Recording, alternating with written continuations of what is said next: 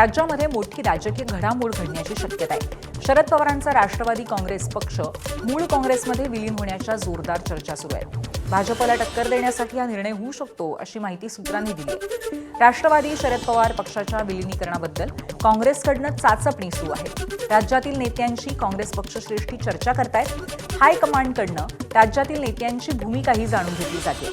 दरम्यान काँग्रेस प्रदेशाध्यक्ष नाना पटोले आज दिल्ली दौऱ्यावरती आहेत। विलिनीकरणाचा प्रस्ताव शरद पवारांना आधीच दिला होता। संविधान वाचवण्यासाठी समविचारी पक्षांनी काँग्रेससोबत यावं असं आवाहन पटोले यांनी दिल्लीला जाण्यापूर्वी केलं होतं। राष्ट्रवादीचं पवारसाहेबांचा प्रस्ताव ऑलरेडी त्यांनी पहिले दिलेला होता आणि काही कारणाने तो उशीर झालेला होता। आपण मला असं वाटतं की आता जे काही देशातलं राजकारण चाललेलं आहे, देश विकला चाललेला आहे, देशाची संविधानिक व्यवस्था संपत चाललेली आहे, अशा वेळेस मताचं विभाजन जे केलं होते मोठ्या प्रमाणात ते थांबवण्यासाठी आणि देश वाचवण्यासाठी आणि देशाचं संविधान वाचवण्यासाठी जे काही सेक्युलर विचाराचे पक्ष आहेत त्यांनी सगळ्यांनी एकत्रित यावं अशा पद्धतीची एक प्रक्रिया आता देशपातळीवर सुरू झालेली आहे। राष्ट्रवादीचं पवारसाहेबांचा प्रस्ताव ऑलरेडी त्यांनी पहिले दिलेला होता।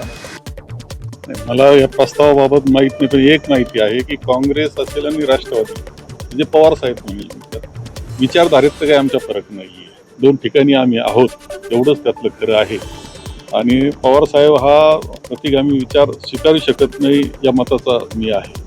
त्यामुळं काही होऊ शकतं। यापूर्वी काय झालं मला माहित नाही, पण पुढे काही होऊ शकतं।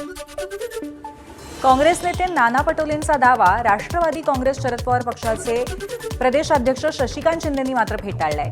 काँग्रेसने कधीच विलिनीकरणाचा प्रस्ताव दिला नाही असं म्हणत शशिकांत शिंदेंनी पटोलेंचा दावा फेटाळून लावलाय। शशिकांत शिंदेंनी एबीपी माझाला फोनवरही प्रतिक्रिया दिली आहे। तर विलिनीकरणापेक्षा माझ्या दृष्टीने शेतकऱ्यांचा प्रश्न महत्त्वाचा आहे अशी प्रतिक्रिया शरद पवारांच्या राष्ट्रवादीचे आमदार रोहित पवारांनी दिली आहे। आंदोलनाची भीती घेऊनच विलिनीकरणाची चर्चा पुढे आणली असं आपल्याला वाटतं? मला वाटत नाही।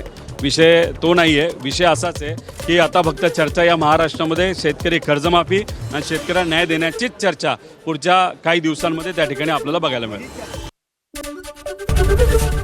एबीपी माझा, उघडा डोळे बघा नीट।